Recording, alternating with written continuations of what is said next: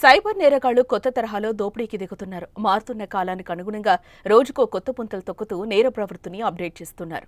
తాజాగా పెట్రోల్ బంకుల్లో పనిచేస్తున్న అమాయక సిబ్బంది ఉద్యోగులను టార్గెట్గా స్వైపింగ్ మిషన్ల ఆప్షన్లను ఆసరాగా చేసుకుని సైబర్ నేరగాళ్లు దోపిడీకి పాల్పడుతున్న ఘటన ఉమ్మడి నల్గొండ జిల్లాలో చోటు చేసుకుంది. నల్గొండ జిల్లా వ్యాప్తంగా పలు పెట్రోల్ బంకుల్లో పనిచేస్తున్న అమాయక సిబ్బందిని లక్ష్యంగా చేసుకుని నేరాలకు పాల్పడుతున్న 5గురు ముఠా సభ్యులను మిర్యాలగూడ పోలీసులు అదుపులోకి తీసుకున్నారు.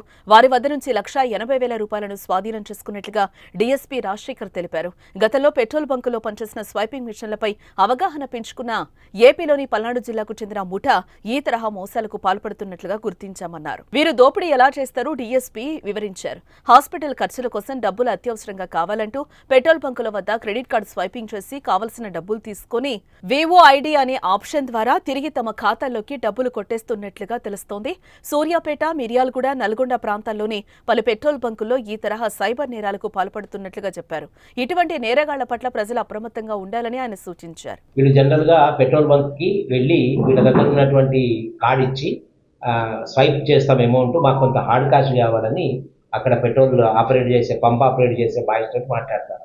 వాళ్ళకి 2% 3% వాళ్ళకి కమిషన్ అని చెప్పి వీళ్ళు కార్డ్ స్వైప్ చేస్తారు.